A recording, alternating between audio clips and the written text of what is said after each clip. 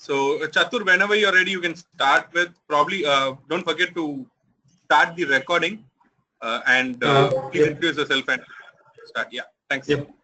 Yeah, so Praveen, can you like just tell me where the recording option is quickly? It should be at the bottom above meeting ID, Chatur. On the right side panel, if you're seeing a panel, are you seeing a panel on the right side? No, I'm just seeing the meeting ID, the audio and additional phone numbers, and the group title. That's it. Is there a right side? Is there a panel? Go to meeting panel. Do you see that somewhere? Where it lists down the attendees, chat, and all that. I just quickly check. Else probably you can start the recording if it doesn't. Okay, yeah. Just take a look. If it's not working out, then I'll start the recording. No problem. Yeah. Hey guys. No, I can't see the option. Hey guys, this is Suren here. I've already started the recording, so do not worry. But that will be better if you're able to record. I guess I'll start then. Okay, Suren. Yeah. You can start your presentation. I mean, whatever you want to share, you can start with an introduction, Chatur. Thanks. Yep. Hey guys, this is Chatur here. I'm working in expansion currently, and I'm working as an SDET. So, I basically work in development of frameworks for automation, basically an SDET. And I initially worked with Selenium, that is mobile automation tool, along with that developing framework using Java. Then I shifted using Java with FAM for mobile automation. And then I moved to web automation, wherein I was a part of framework development team in Java. So we developed frameworks to basically, using Selenium for automation testers. And now I'm still currently a part of the same. Yep. So I guess we'll get started then. I'd like to add a few more things about Chatur here, guys. This is Surendran here. Chatur works extensively in a lot of innovation stuff in expansion, and he works on. He's a certified Java professional, and he does a lot of trainings in expansion as well. So it's good to have you, Chatur, and good luck on your presentation. Yep, thank you. To start off with, we'll quickly understand what exactly a Java basic architecture is. Let's not dive into the code as yet. Once we get to know on a high level how Java works, it will be easy for us to go ahead. So I'll just quickly share my screen.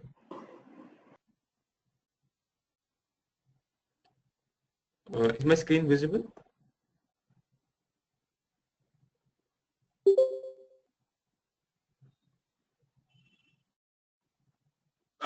Not yet. Okay.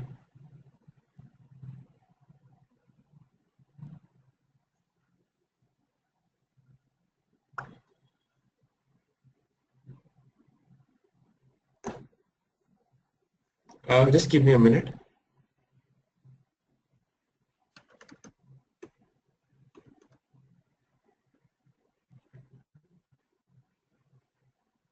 Chatur, give it a shot now. Give it a shot.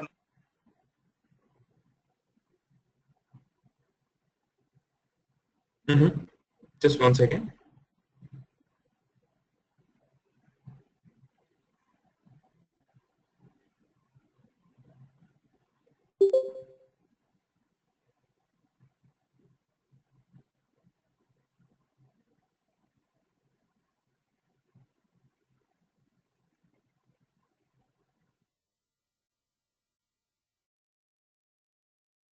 Yeah, hello. You'll have to give me the presenter access, Praveen, for that. I sure. Don't see. Yep. Yes. Chatur, you're connected from 2 sessions, I see. So yep. Which one do I've given presenter access to one of these. Probably I'll give another one again. Yep. If you are able to present now, share anything. Yep. I'm sharing it. Is it visible now?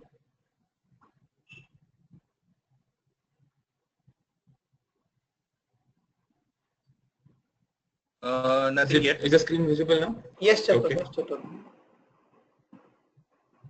Okay, cool.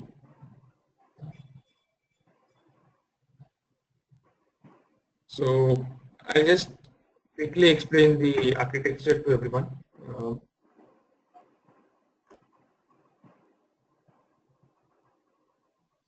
Yeah. So initially we just have a simple source code that we write. Then once you go ahead, there is a Java compiler which does the basic job of compiling your code and check whether if there are any compile time errors. So basically that may include your syntax error if you have forgotten a semicolon or anything of that sort. Eventually, if your code looks good from a compilation perspective, it's eventually converted to a bytecode. All right. Once this is converted into a bytecode, then comes the JVM into perspective. So what the entire JVM consists of is basically a class loader. It will then vary a bytecode verifier,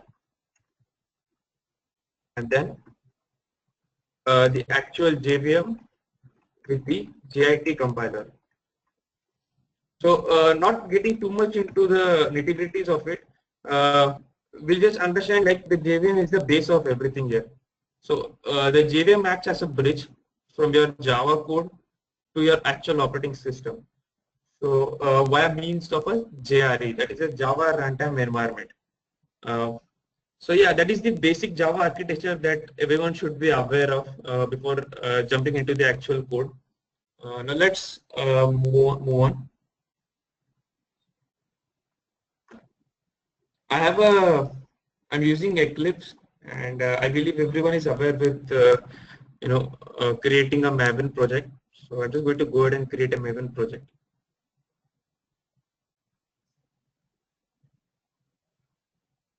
Yeah, hi Chatur. Can you please explain that basic architecture which you are saying? I mean the Java virtual machine JRE, how interrelated with each other? Yep. So like I just explained, you have your source code, right? So once your source code you write and it gets compiled by the Java compiler. So it ensures that you are not causing any type of Java rule violations and syntactical errors. Once those are not there, it gets converted into a bytecode. Okay. So once it gets converted into a bytecode, it is the job of the class loader to actually load your bytecode into memory. So once it is loaded, then it is the job of the bytecode verifier to take it ahead. So once that is done, it is a JVM that will interact with your actual OS to make sure your program is run and you get the output.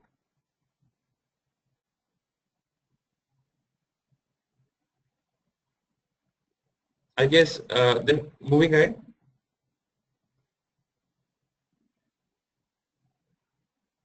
Yeah. Okay, cool.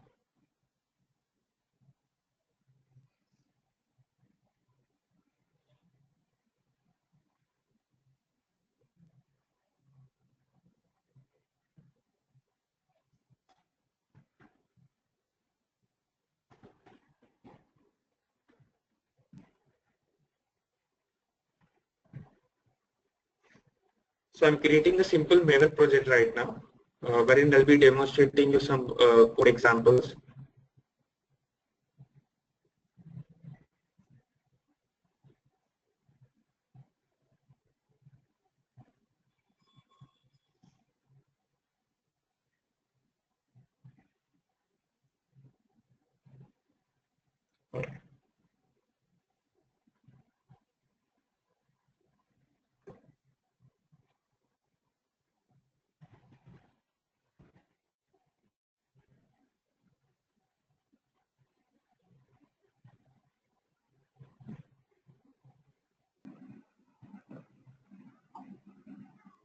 Hello, hello. Yeah, Surin. Yeah, yeah. Hello? Yeah, please Yeah. go ahead. Sorry, nothing. Actually, I was not able to hear anything, so that's the reason for the start. So, Yeah. Chatur, just explain I'm them. just quickly said. Yeah, when Yeah, you're please go trying ahead. to do it, right? Just explain Mm-hmm. them. What exactly you're trying to do Sure. will actually help them as well. Sure. So what I'm doing is creating a simple class. Now I'm going to create like a simple main method, which I'll come to in a bit, explaining what exactly everything is. So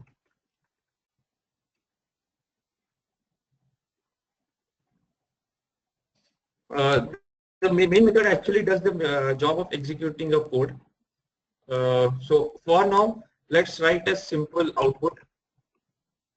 So in Java, you write system.out println to print any message you want to print on the console.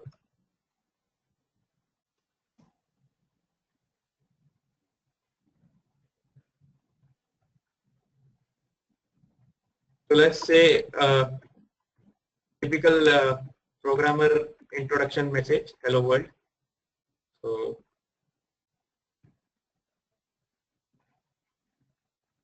I'll just quickly give this a run and then you will have an idea.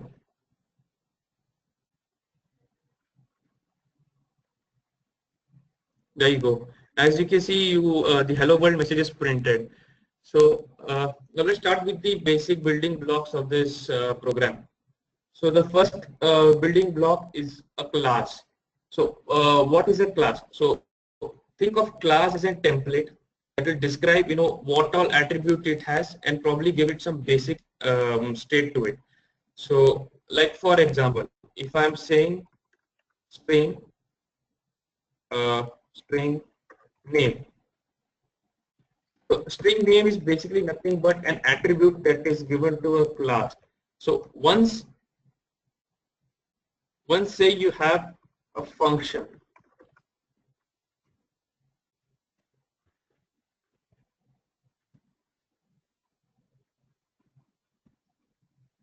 you give this name a value. Say in this case, I'll give it my name.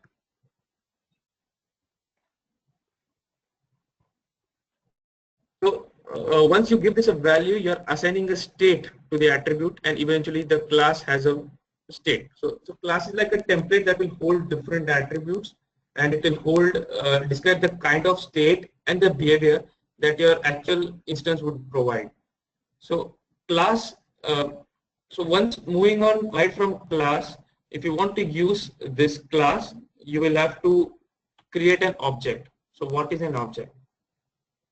So the basic syntax for declaring an object is the class name, any name that you would like to give for the object. In this case, I'll give D, and then you use the new keyword and then the class name itself with the bracket.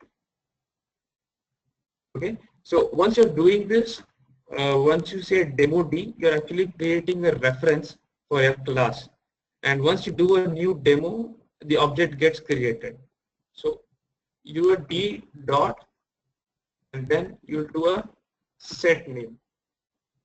Once this is done, I can probably put a print statement inside this saying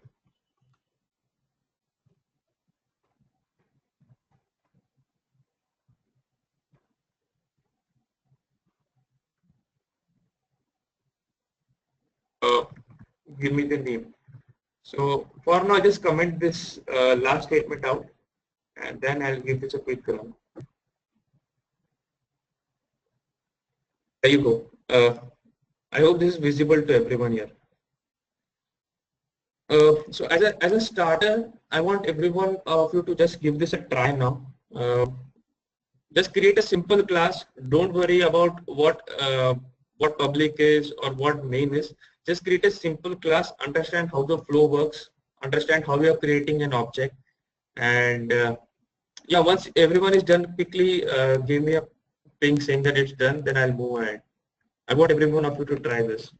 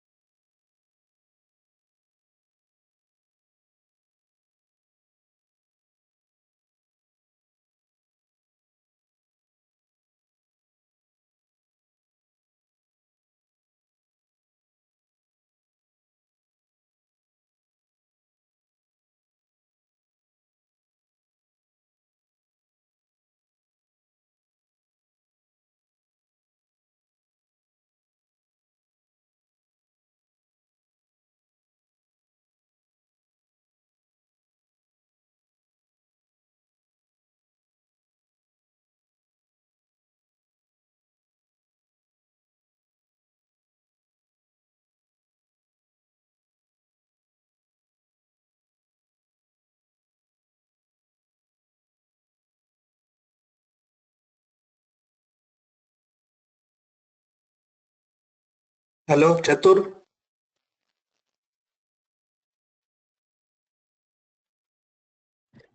Yeah, please go ahead. Hello. Yeah, please go ahead. This string name which you are saying that is the name variable which you have defined and the data type is string, correct? Yeah, exactly. And can you just minimize that? Okay. And after that, in that again you have created public void set name kind of class Method. It's a method. method. Yeah. Okay. And I mean, why you have created that in class itself, in demo itself? Because this will belong to that particular class itself, right? So you're setting a name, you're setting a value to the name variable that belongs to a demo class. So in Java, if you want to set a value and you have to access it, the best way is to create a method and then access it.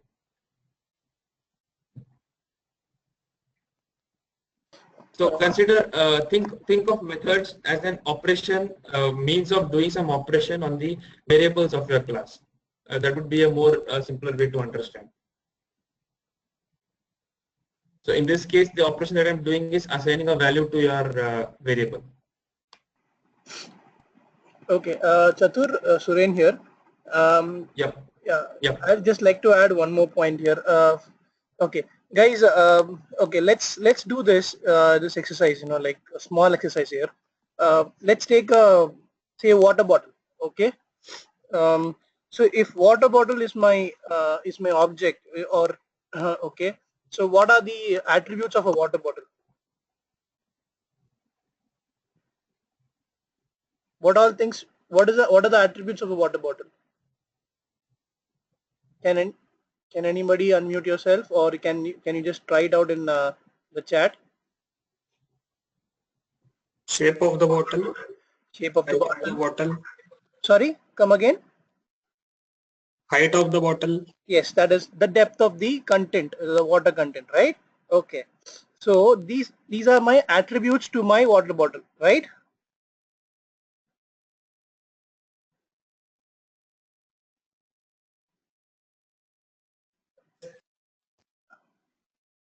Guys.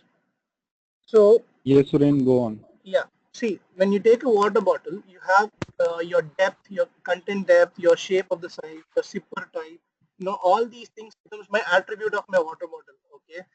And when you consider how ultimate the stuff, the functionality is, using these attributes and trying to you know, trying to drink some water to it. Okay, that becomes my functionality. So similarly, when you consider any object, when you have a class, you will have your members and functionalities. Okay, using those members, we will try to perform a functionality, and that's exactly what Chatur is trying to explain here. So in this case, in the demo class, you have a method, you have a member string name. Okay, he's a member. Okay, and we are actually trying to use use that attribute and try to create a functionality of setting a name to it. So I'm assigning a name dynamically to that particular value. Okay, so if you again compare it with our water bottle example, you know, like this, when I'm trying to pour in water, okay, I need to know the attribute of the depth of it, right, or the height of the water bottle, so that I can pour that much of content in it. So with that attribute, I would be able to fulfill my functionality. So in the similar way, he's trying to have this attribute or a member, we call it as a member in Java, right? Use those members and then assign those member value, and with respect to the value, and then you start performing in functionality. That for that you the performing the functionality, we can do it in the method. Okay, so the name here becomes your attribute, and set name becomes my functionality. Does it clear? Does it help you guys out? Yes, Suren. Chatur, I can't see Maven in my Eclipse. Mm-hmm. So you will have to download new. I can see Java project. Okay, Rahul, I'll just give you. I'll just chat with you separately. I'll give you a link. Go through there. You have a Maven installation link there, so you can install your Maven in that particular link. Okay, through that particular link. Help of that link. Okay. So instead of Maven, can't I use anything else? Means I can see there is an editor. You can go with Java project, Rahul, but the point is Maven, the dependencies, whatever you require, you need to upload it in your build path. If you're not able to do that, then you won't be able to access it. Maven actually helps you to have all those build path dependencies inside from a pom.xml. Okay, that's the reason why we are going with the Maven project. Okay, I don't have exact idea about how to install it. Once the lecture will get over, if you can guide me on this, then that will be very beneficial for me. Rahul, don't worry. I will send you a link in a private chat. Okay, let Chatur continue with this. I'll send a private chat to you where I'll give you the link where you can. It'll give you a step-by-step installation guideline. Okay. Okay. Yeah. Chatur, please continue. Okay. So I guess this is basically everyone has tried out at their end. If yes, quickly just reply back to me saying yes. Then I'll go ahead.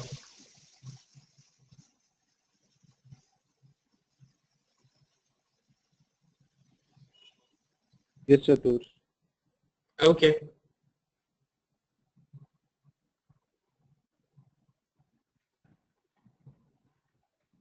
So our next topic would be, understanding what looping exactly is. So I'm going to create a new class, and I'm going to have the main method again. So for now, just understand that main method is used for executing your class. Okay. So like previously, I had defined a variable saying string name. So in this case, let's define an integer variable. So it would be int I equal to, and you can give it some value saying 10. So now what loop helps you out is, so let's say you want to perform an action when a value of I becomes 5. Okay, so so there are basically three types of loop in Java. So one is the while loop, one is the for loop, and the other one is the do while loop. So a while loop basically is it will repeat a statement or probably a group of statements until a particular condition is, as long as a particular condition is true. So I'll just quickly give you an example. So the syntax is you'll write while, you'll have an open closed bracket and put in a condition. So let's say while I is less than 10. Okay. I have set the initial value of I as 0. So while I is less than 10, so here let's print something out.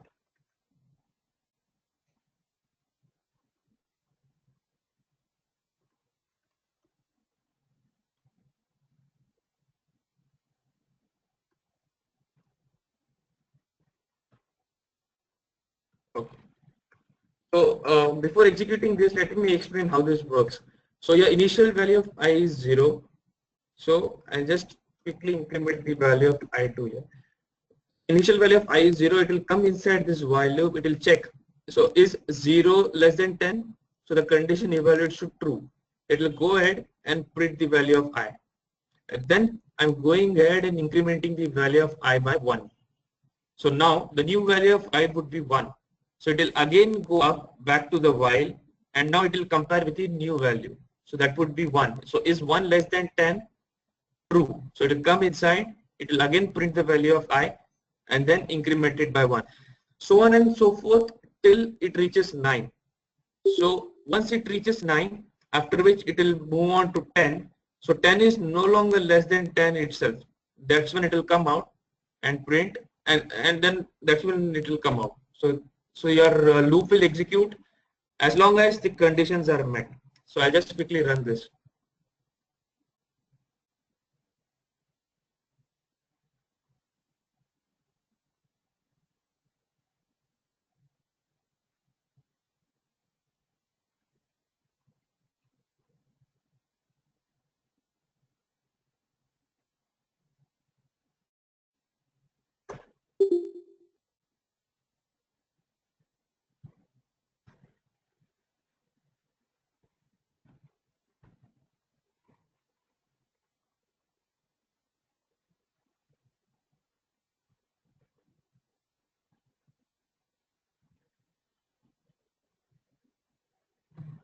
Okay, just give me a minute.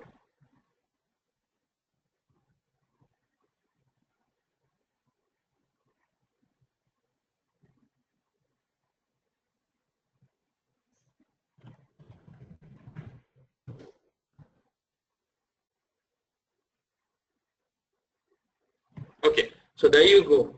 So your initial value was 0 and it went on till it was 9. The moment it reached 10, it came out of the loop. So that's how a while loop works.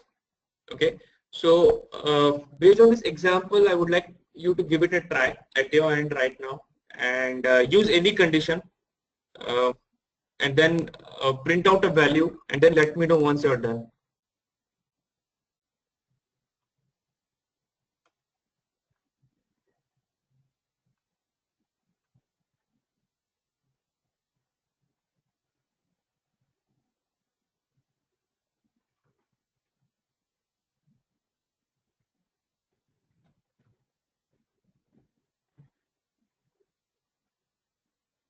Meanwhile, if you have any queries, do ask.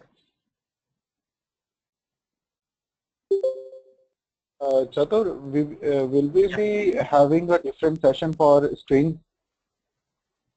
Yes, so understanding this nitty-gritties of string by itself would take a separate session. So there are several methods associated with it. I'll be covering a little part of it, in the session itself. But yeah, probably dedicating it to another session would be a much better idea. Okay, actually I have a query in what's the difference between string builder and the other two methods of creating string? Okay, so what the one would be string build, other would be string buffer, right? Yes, yes, yes. Okay, so if you look at the source code, string builder and string buffer by itself are almost identical. The only difference being string buffer is thread safe. So in case you want to perform an operation that is thread safe, you String don't want buffer it to. string buffer, String what buffer you is said? thread safe. Thread safe. Okay. So this is a whole new concept. So for that, probably a separate session will definitely be required. But on a high level, I'll give you what it exactly is. String builder and string buffer, like I said, are very similar. But suppose you want to provide thread safety, wherein you don't want multiple threads to access the same object. That's where you use string buffer because the methods inside string buffer are synchronized, whereas in string builder it isn't. So I guess that should answer your question. That is the key difference. But then if you look at the methods inside the class, they are pretty much the same. Okay. Yeah.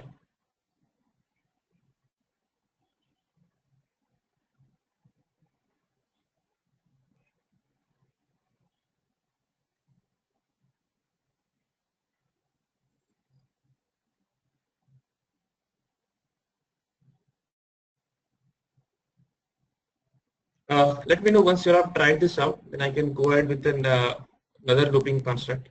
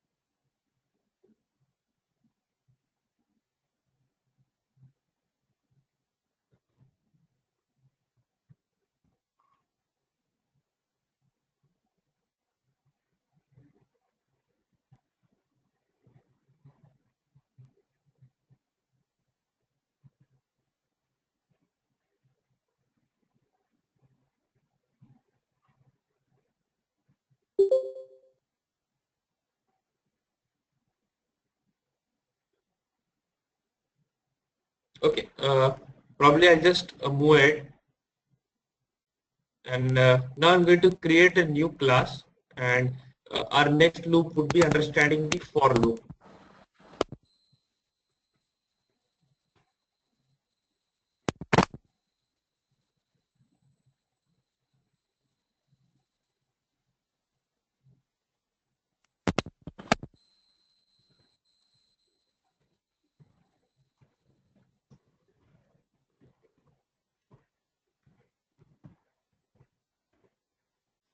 So before understanding for loop, let's go back to while loop for a second. Like I just explained previously, you're declaring a variable, you're giving it an initial value, then you're actually evaluating a condition, right? So once you have evaluated the condition, it results to true, you go ahead and perform some action. So once the action is performed, you either increment or decrement the value.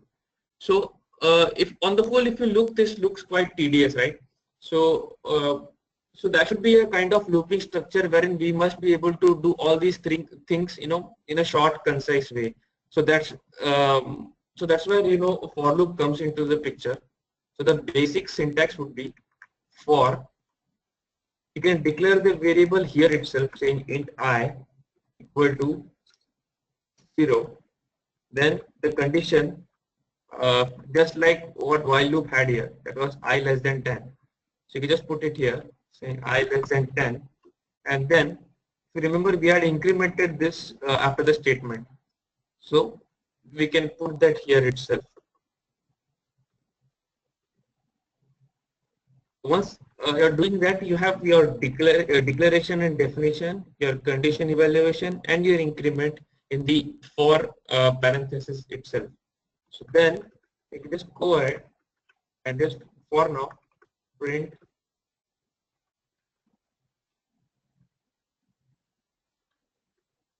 the value.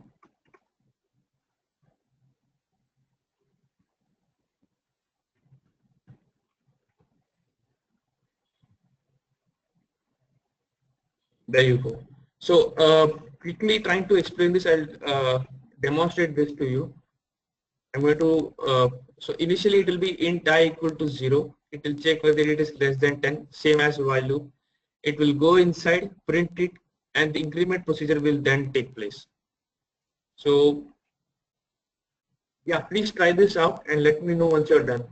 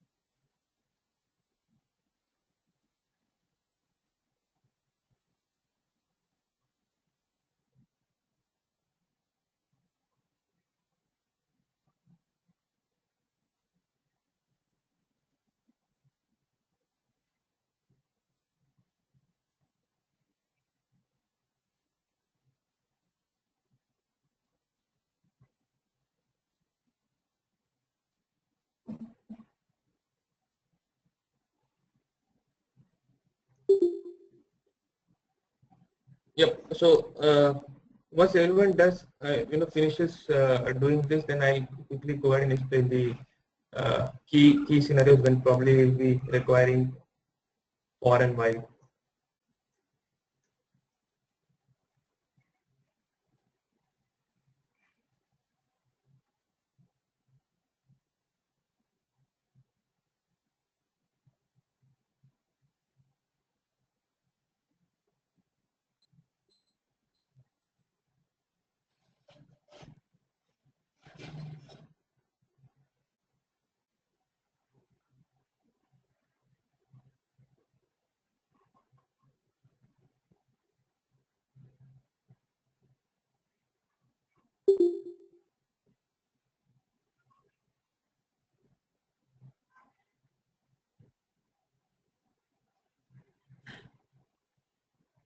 Yep. So I guess pretty much everyone looks to be done. So Deepak, the answer to your question, when to use for and when to use while, it depends. Now let me start by saying, based on the example that I explained. So if you look at this convention and if you look at this convention, both are essentially doing the same thing, So it depends on how comfortable you are, and for loop is just a better way of seeing or better way of implementation of while loop. But then in the internals, a while loop and the for loop is going to work the same way. Okay, so there isn't going to be any much of a scenario wherein you are going to get a differentiated saying I need to use a for loop here and I need to use a while loop here. It's totally under your control. You can use whichever is comfortable for you. Most people go ahead using for loop because you have everything, the declaration, definition, condition, and the increment there and then, rather than explicitly trying to mention each and everything using a while loop. Okay. The next loop would be a do while loop. I just quickly create a class for the same so that you'll have a separate idea.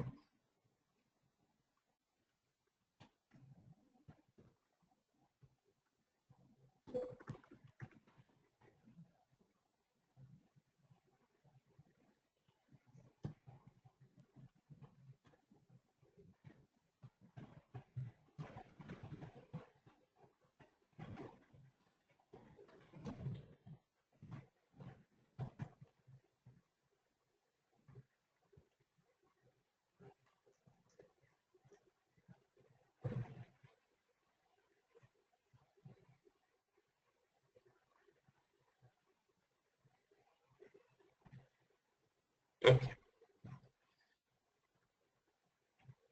So the basic syntax, for a do while loop would be similar to a while loop, just a simple difference. Say I'm going to declare a variable, say int I equal to say 10, and it starts with do. Then you have a while at your end with a condition inside it. Okay, so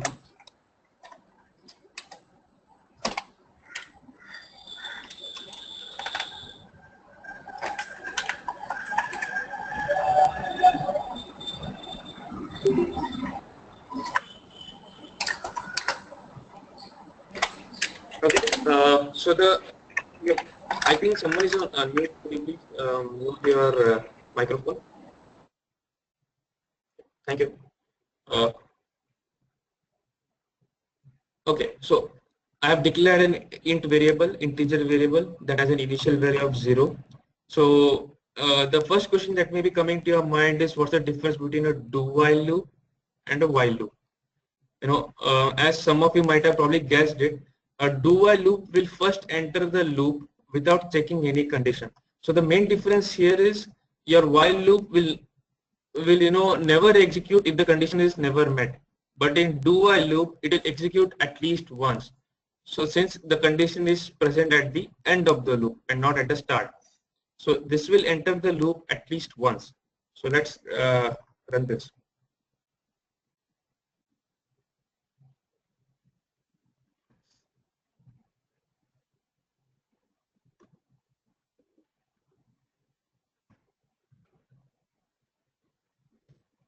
There you go.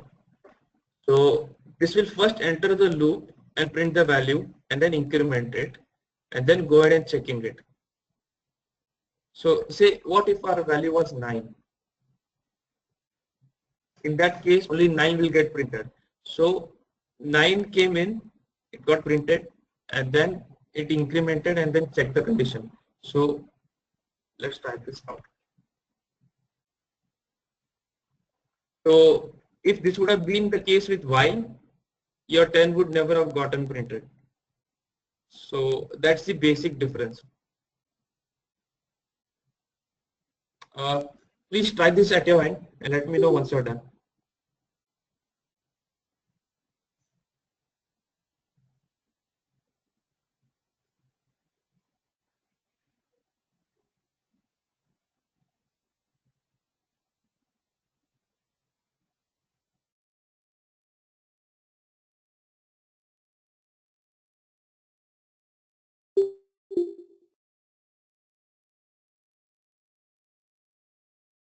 Chatur,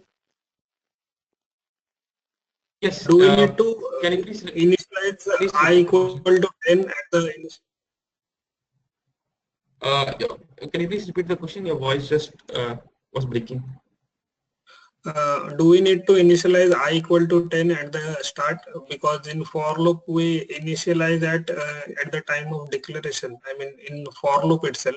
So Yep. the same way, can we write down while int I less than 10, something like that?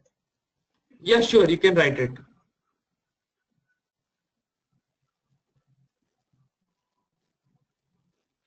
Okay. Uh,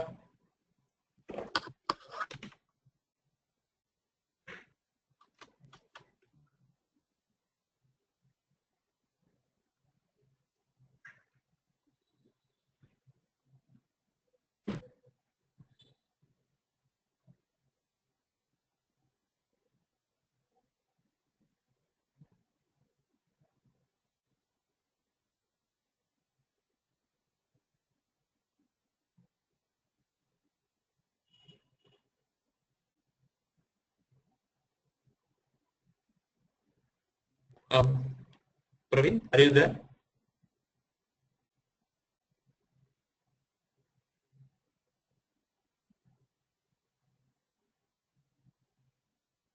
Hello, Suren. Yes, Chatur. Yep. Actually, Saurabh seems to be getting an error, and he wishes to present something. Uh, Hey, Saurabh, could you use a Slack channel? Is that fine for you? Because as we are recording, it'll be better if you're able to use a Slack channel.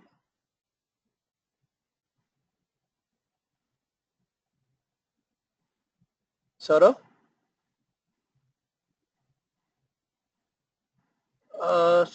Sorry, Saurabh. Looks like you're speaking, but we're not able to hear you.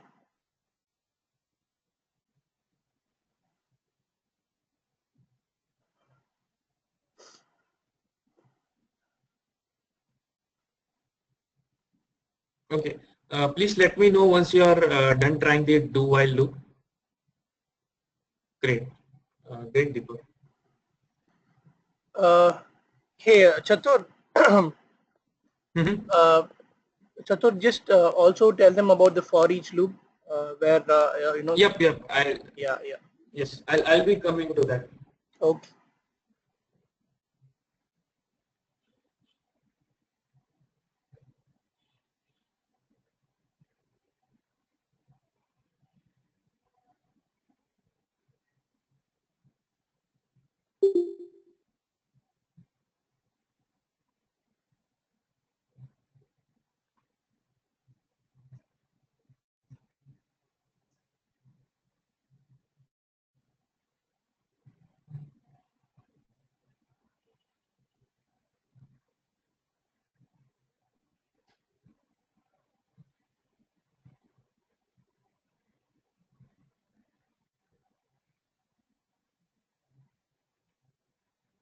Yep. I'll just wait for 2 minutes more and then move ahead with the next loop.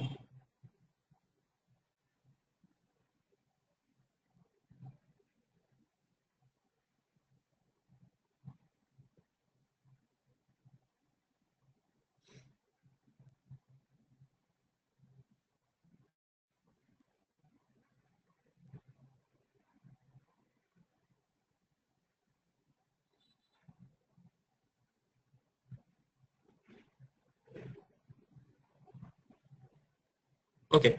Uh, Moving on to for each loop. So everyone was clear with for loop, right? So again, there is an enhanced version of this. So just like while loop was tedious for us, even sometimes for loops too can get tedious. So we need an enhanced version for it. So let's just say, I'll just create a new class.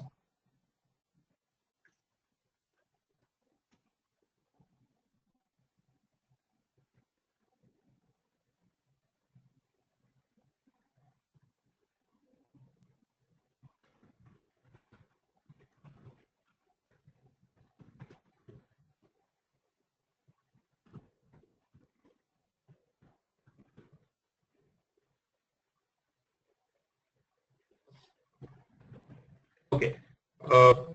Let's consider a scenario wherein we have an array. So quick introduction to array would be this. So an array is anything in any think of array as in container that will store multiple elements of the same data type.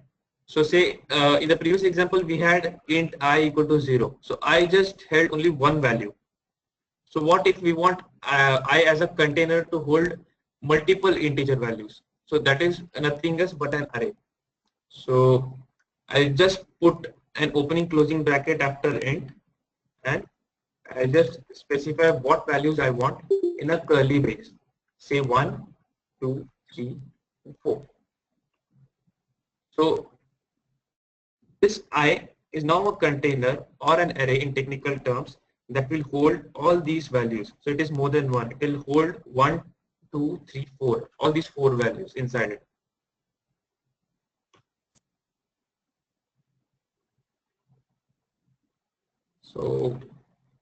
So a for each syntax would be best use case in this scenario. Say you want to loop through or you want to access through. You want to access through only each and every element inside this container. So what you will do is you will declare another variable saying int value or any name that you like, and you will put I next to it. So now what this essentially will do is this value variable will first access 1 and then perform some operation. Then it will auto increment its value, its counter, it will go to 2, it will perform some operation till the end is reached. So let's just say I just print it out.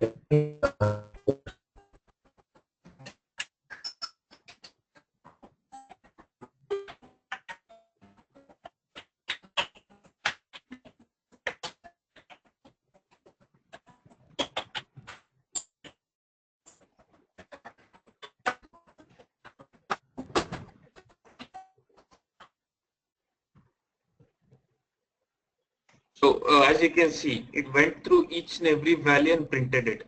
So from an internal's perspective, this is just like a cosmetic upgrade to your for loop. So again, this totally depends on which one you are more comfortable with. If you're comfortable with the for each loop, you can go ahead and using it, or else you can very well use the for loop with the same scenario. Please try this out and let me know.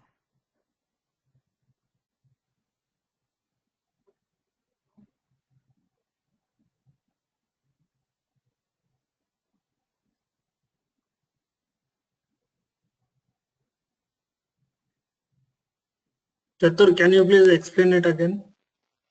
Yeah, sure.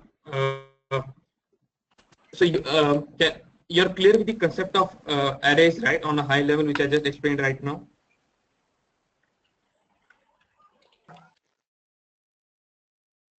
Okay, I'll explain that again.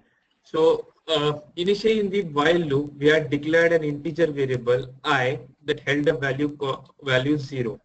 So as you can see, you can declare a variable and can only store one value inside it. So this is not a good idea if you want to store multiple values. So you cannot go ahead and write int, say I1 equal to 1, and you cannot go I2 equal to 2. So this would be a bad practice, right? So say if you want to store values from 1 to 4, so that's why array comes into picture. Okay. So in this for each example, I've declared an array saying int the open closing brackets, the name of the variable, and the content that it will hold. So this syntax will essentially put the values ranging from 1 to 4 inside this variable I, which is of type integer array. Okay. So if you wanted to loop through this using traditional for loop, what you would have to do is declare another variable, say int j, then you have to do j less than length of the entire array. So this length will actually return the length of the entire array that is there, and then do an increment. So as you can see,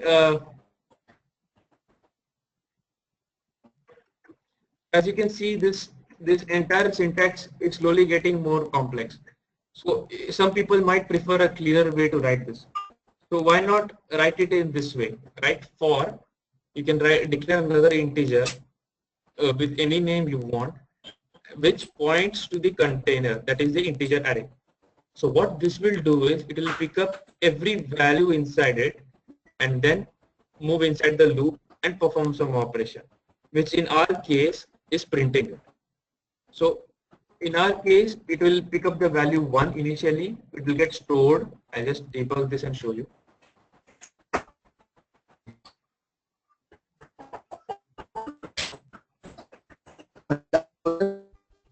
So as you can see, I holds value 1 to 4. So once you go a bit inside, the current value of integer value is 1. So it has picked up the first value inside the array and then gone ahead executing the subsequent steps using that value, which would be print 1. So it will auto increment it and go to the next location. Now the the value that it's being held is 2. So it will go ahead, print 2 and come out. So it's so on and so forth till everything executes till the end of array is reached and it will come out.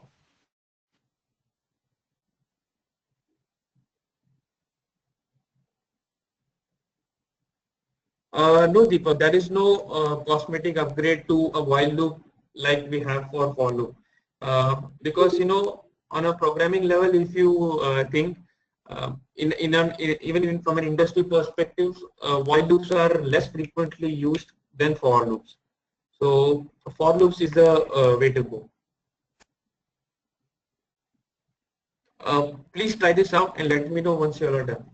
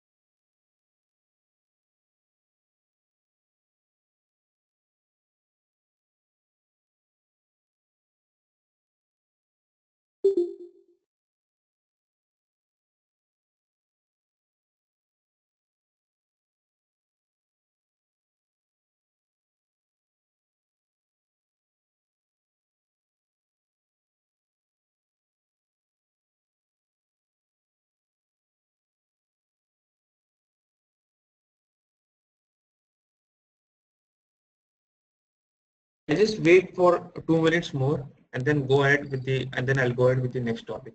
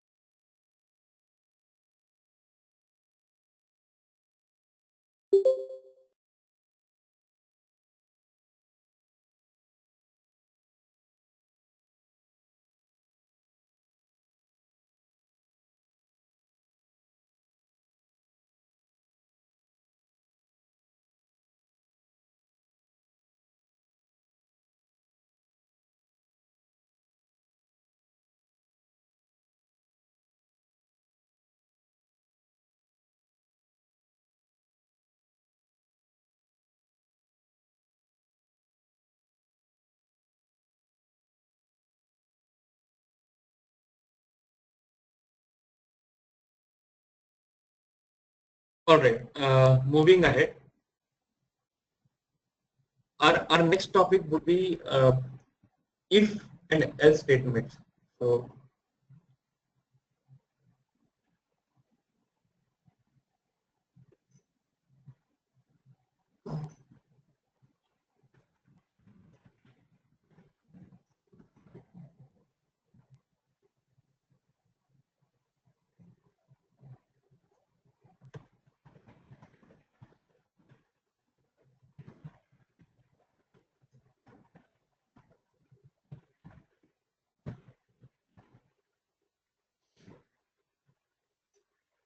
okay, yeah, sure, Deepak. Nested loop, yep, we can do that. I'll just quickly explain the if else, and then probably in the QA session I'll give you a demo of the nested loop also.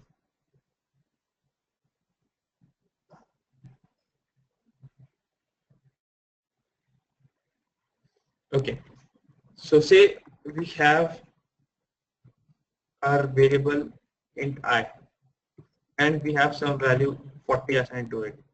Okay. Now, there are often scenarios wherein you want a particular operation to be performed or some statements to be executed only when certain conditions are met. Okay. So in this case, we want a statement. In this case, we want a statement to be performed when the value of I is specifically 40. So for easier understanding, I'm again just printing it out. You can go ahead and perform any operation on it moving ahead. So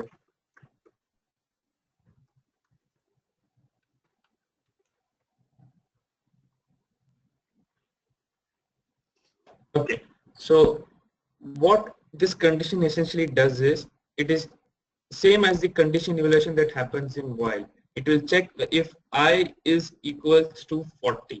If I equals to 40 and if it is true, it will come inside and execute this statement. I just give this a run.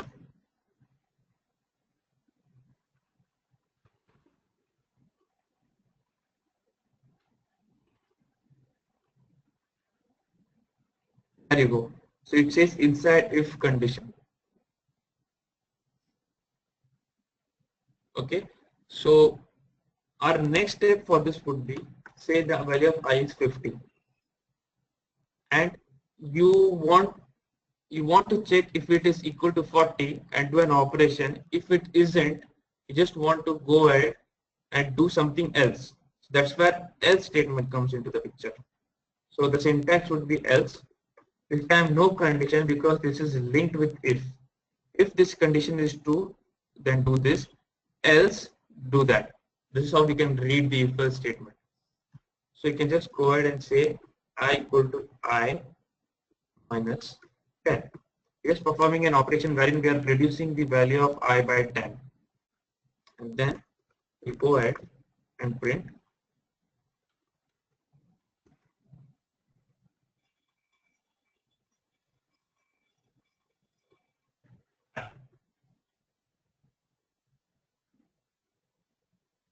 so there you go.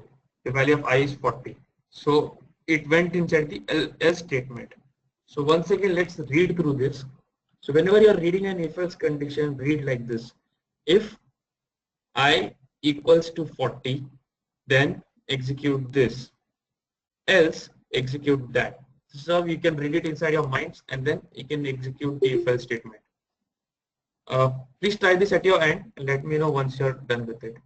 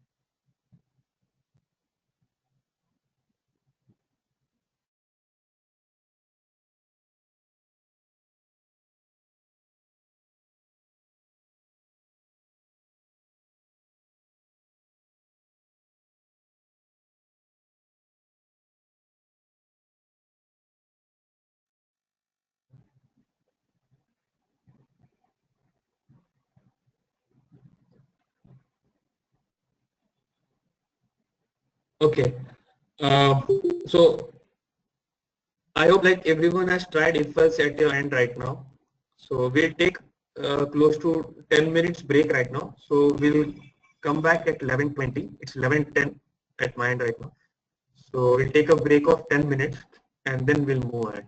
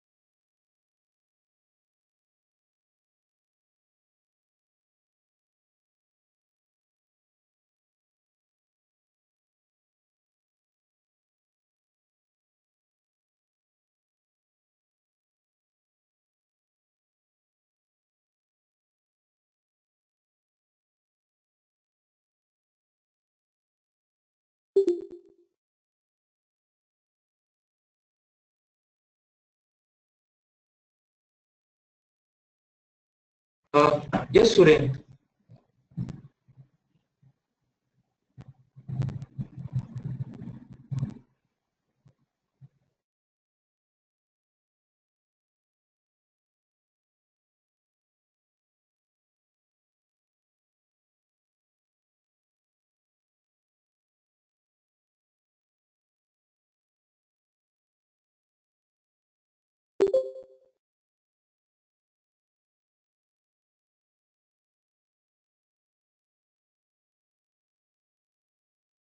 Hey guys, am I audible? Please let me know in case my voice isn't audible, I can reconnect. You are audible. Okay, great.